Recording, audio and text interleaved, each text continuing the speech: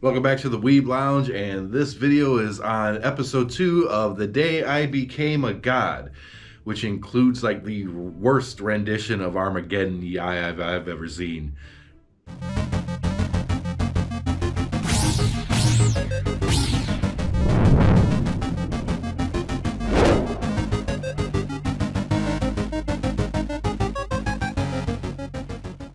Yeah, there's a few takes on some popular old movies that I'll get to in a second. Oh my god. Okay. This episode picks up, obviously, where episode 1 left off, and they're on their way to Yoda's house. Hina, Odin, and Yoda show up at the mother's house at his place of residence, and just kind of, she's part of the family now as she comes in. Apparently, Hina / Odin is some kind of distant relative or something. That's all we get out of it. That's all we get out of it. A little bit of a hint there, but apparently she's just some distant relative from something. They don't explain nothing. They don't explain a thing, but kind of would be nice in the context, you know.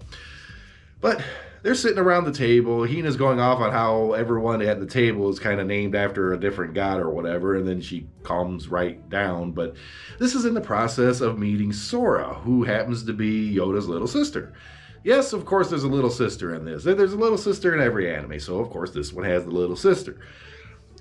And apparently Yoda can't refuse a request from her. It's kind of like, you know, cute little sister thing, kind of do anything for. Comes off a little creepy. Hina immediately, Odin, not Hina, Odin, immediately calls him out on it on a couple of occasions where it's a little creepy, but okay, whatever. All right, Sora is apparently a film buff, all right? And Odin kind of gets this idea. It's like, okay, let's use this film buff thing. She needs to make like some short movie or something like that for school. So why not have Yoda try to use it as a foil to get some emotions over on Kyoko, right? Long story short, that don't work out at all, but it is cringe-worthy hilarity. Cringe-worthy? Is there a cringe-worthy? Bad but funny. That's the way to put it. Bad but funny. Okay. First up, they tried to do a rendition of Armageddon. Okay, there's really no point to do a rendition to Armageddon. I mean, it's not something you do a rendition on. I mean, it's kind of a famous movie, but if you go back and watch it now, it is not the best thing in the world. I liked it when it came out, not so much, but whatever. But their take on it is just cringe-worthy. It's so bad that it's one of those instances when you're watching a TV show, you're kind of embarrassed to watch it. You want to look away. You want to turn your head. You don't want to really give it all of your attention. But it's funny in the same thing because the dad keeps saying the same line over and over, and he basically walks down the street in a spacesuit, and he's like, I'm a driller. I have to go to the comet or asteroid coming towards Earth, drill a hole, blow it up, and come back. And, you know, please wait for me. And Kyoko's just like, okay, right? Like, they cast Kyoko as, like, the love interest, of course, but she don't care. She don't care. There's still no emotion on this character's face at all. Okay. Here's how how it goes down. He comes walking around a corner, like out of a driveway, around a corner, gives us a little spiel. The dad keeps saying the same line over and over. He goes back around the corner, and some sparklers shoot some crap out, which I guess is supposed to be the spaceship launching or something. And literally within like 3 seconds, he comes walking back. I saved the Earth, yay. It's horrible. It's funny as hell, but oh, shit, that's so bad. And remember, this is all a plot by Odin to try to get them to get it's not working. Movie attempt number 2 is Rocky. Okay, I don't know where they get the ring. They set one up in their backyard or something. He gets his best friend or whatever, the guy from the first episode who was playing basketball with, to like fake box, and he wins. And then he just starts yelling Kyoko's last name. Well, Izunami, whatever the heck it is, or Izunami? It might be. He just keeps yelling her name over and over, and she's like, what? What? Can I go home now? it's so bad. Oh. And the last one really doesn't take off. It just goes to his room. He's dressed like Edward Scissorhands.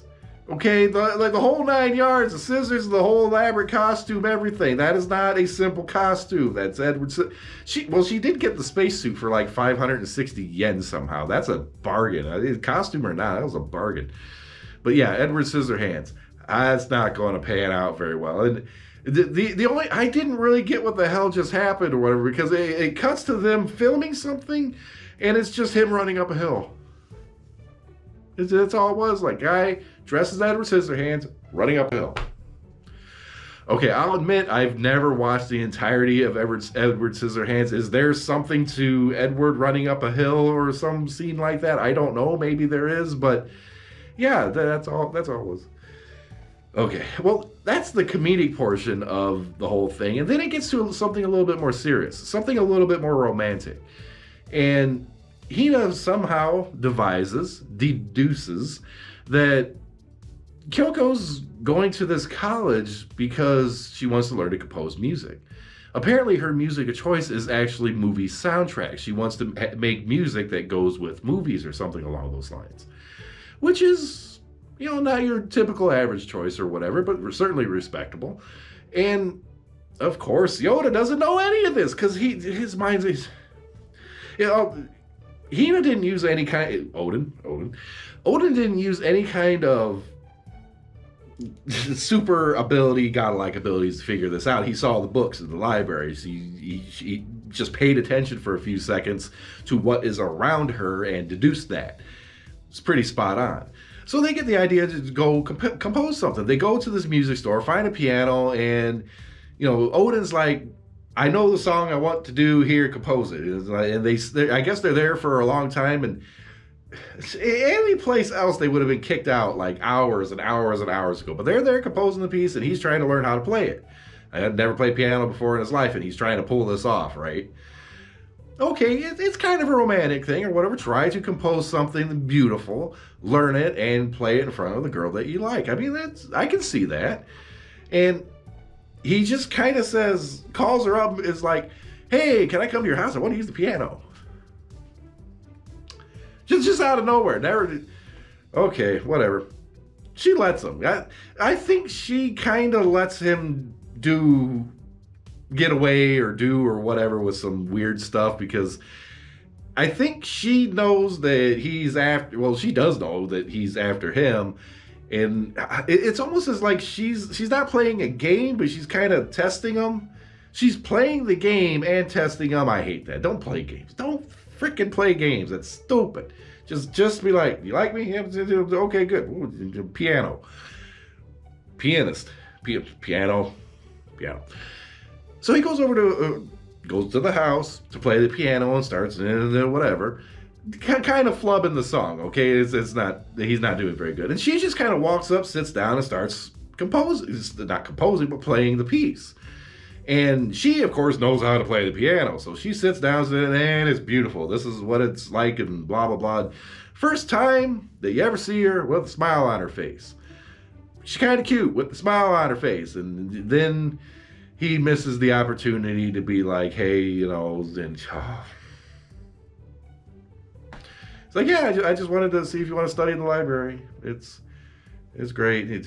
After that first major rejection or whatever, I kind of see why he's going to have a hard time doing it again, because if he does it enough, eventually he get used to it, and just it won't be a thing. So just keep at it. You're good.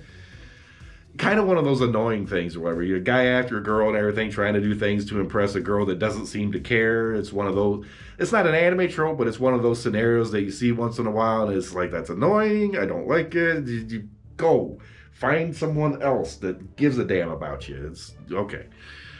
But that's basically that episode. Now, at the very end or whatever, there's a little bit of a cliffhanger that pops in. I won't mention that one, but it leads right into episode 3, which is coming out pretty soon. We'll see you then. We'll see you in the next episode.